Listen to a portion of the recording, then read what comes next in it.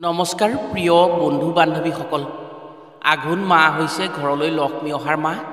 এই মাহত আপোনাৰ ঘৰৰ পৰা দুটা বস্তু কেতিয়াও আনৰ ঘৰলৈ নিদিব। ঘৰৰ পৰা লক্ষ্মী আঁতৰি গৈ অভাৱ অনাটনে দৰিদ্ৰতাৰ কবলত পেলাব আপোনাৰ ঘৰখনক। লগতে আঘোণ মাহত আপোনাৰ ঘৰত এটা কাম কৰিবলৈ ভুলতো নাপাহৰিব, যাৰ ফলত আপোনাৰ ঘৰখন সদায় সুখী হৈ থাকিব পাৰিব। এই মাহত যদি দুটা বস্তু আপোনাৰ ঘৰলৈ আনিব পাৰে, লক্ষ্মীনাৰায়ণ বাস হৈ আপোনাৰ ঘৰৰ উন্নতিত কোনেও বাধা দিব নোৱাৰে। প্ৰতি মাহৰ কিছু মহত্ব থাকে। শাস্ত্ৰত ভগৱান শ্ৰীহৰি বিষ্ণুৱে কৈছে, মাহৰ ভিতৰত তেওঁ আঘোণ। সেয়েহে আঘোণ মাহত বিষ্ণুৰ যজ্ঞ আৰু বিষ্ণু ভগৱানৰ কিছুমান মাংগলিক কাম কৰা হয়। এই মাহত লক্ষ্মীনাৰায়ণক পূজা কৰিলে উন্নতি হয় ঘৰখনৰ। পথাৰৰ পৰা লক্ষ্মী ঘৰলৈ আহে, ধানেৰে ভঁৰাল বান্ধে। এই মাহত স্নান দান আদি কৰিলে মহাপুণ্য হয়। সেয়েহে এই মাহত বহু মানুহে পবিত্ৰ নদীত স্নান কৰে। আঘোণত গংগা স্নান কৰিব পাৰিলে জনম জনমৰ পাপ মোচন হয়। আঘোণ মাহত নিজৰ ঘৰৰ পৰা আনৰ ঘৰলৈ কিছুমান বস্তু দিয়াত বাধা আছে। যদি জানি বা অজানিতে সেই বস্তুবোৰ আনৰ ঘৰলৈ দিয়া হয়, তেনে ঘৰত লক্ষ্মীচাৰা হৈ দৰিদ্ৰতা আহে। আজিৰ ভিডিঅ'ত আমি আপোনাক জনাম, আঘোণ মাহত নিজৰ ঘৰলৈ কি বস্তু আনিব পাৰিলে জীৱনত উন্নতি হয়। এই মাহত লোকৰ ঘৰলৈ নিজৰ ঘৰৰ পৰা কি বস্তু দিব নালাগে, ফলত ঘৰলৈ দৰিদ্ৰতা আহে। আঘোণ মাহত কি বস্তু দান কৰিব পাৰিলে লক্ষ্মীনাৰায়ণৰ কৃপাত যি ভাবি দান কৰা হয় সেই আশা পূৰণ হয়। সেয়েহে আঘোণ মাহৰ বাবে আজিৰ ভিডিঅ'টো প্ৰতিখন ঘৰ আৰু প্ৰতিজন ব্যক্তিৰ বাবেই অত্যন্ত গুৰুত্বপূৰ্ণ ভিডিঅ'। গতিকে আজিৰ ভিডিঅ'টো যদি সম্পূৰ্ণকৈ চায়, তেনে ঘৰখনৰ উন্নতিৰ লগতে নিজে নিজৰ সৌভাগ্য আনি নিশ্চয় উপকৃত হোৱাৰ সুযোগ পাব। প্ৰিয় বন্ধু বান্ধৱীসকল, কথাখিনি কোৱাৰ আগতেই আপোনাক এটি সৰু অনুৰোধ জনাওঁ। ভিডিঅ'টো যদি ভাল পায় তেনে এটা লাইক কৰাৰ লগতে কমেণ্ট বক্সত জয় মা লক্ষ্মী বা লক্ষ্মীনাৰায়ণেই নমঃ বুলি লিখিবলৈ কেতিয়াও নাপাহৰিব।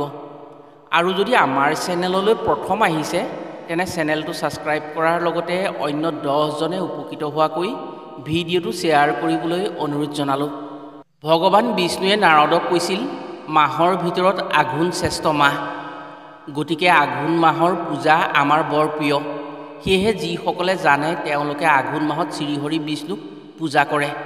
এই আঘোণ মাহত যিখন ঘৰত পূজা প্ৰাৰ্থনা কৰে ভগৱান বিষ্ণুক, সেইখন ঘৰৰ উন্নতি হয়।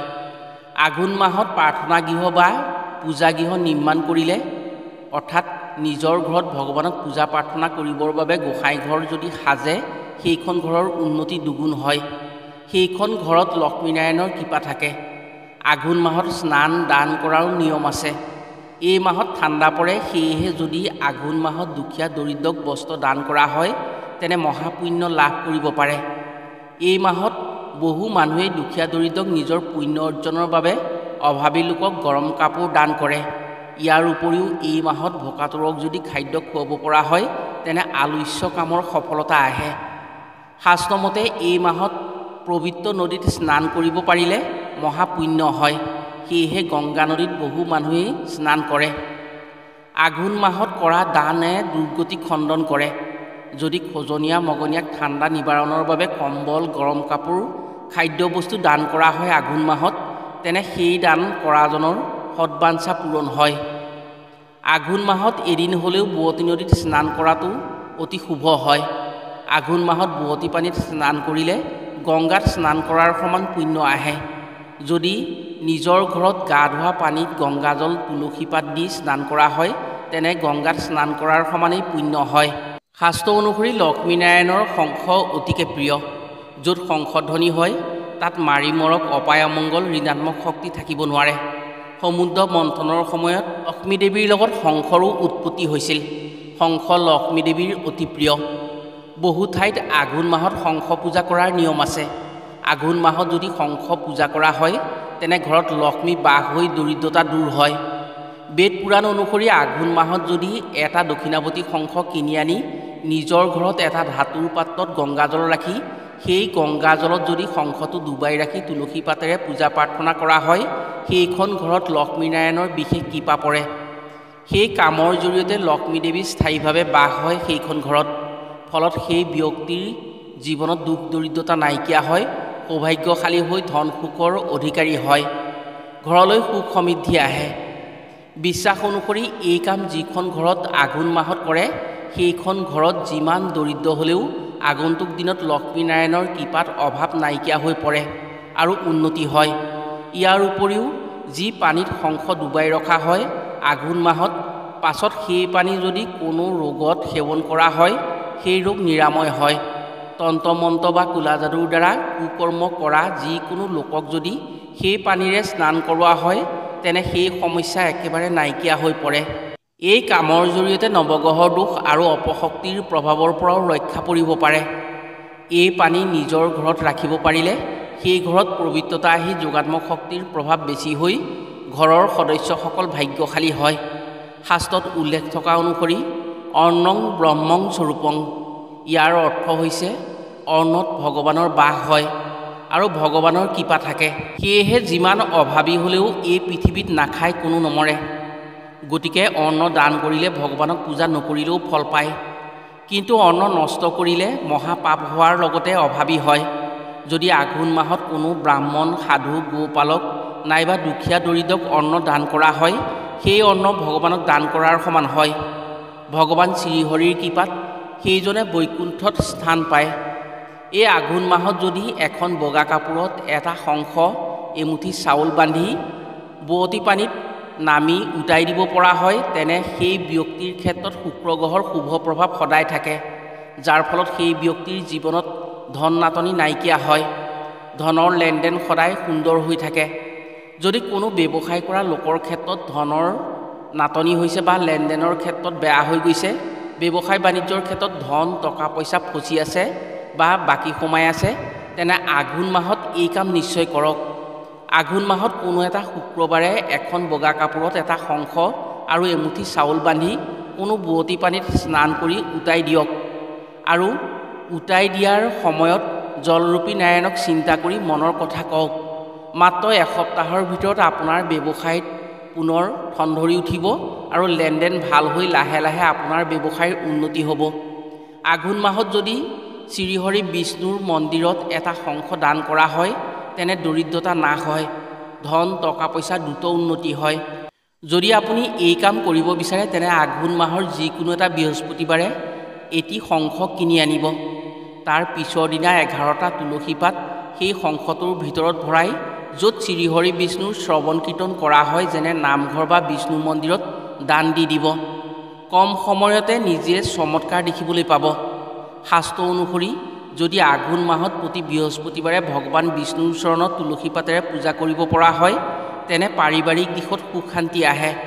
ভগৱান বিষ্ণুৰ অৱতাৰ শ্ৰীকৃষ্ণৰ চৰণত যদি আঘোণ মাহত তুলসী পাত দি পূজা প্ৰাৰ্থনা কৰিব পৰা হয় আৰু ভগৱান কৃষ্ণৰ ফটো বা মূৰ্তিত তুলসী পাতৰ এডাল মালা পিন্ধাই থ'ব পৰা হয় তেনে মনৰ কামনা পূৰণ হয়।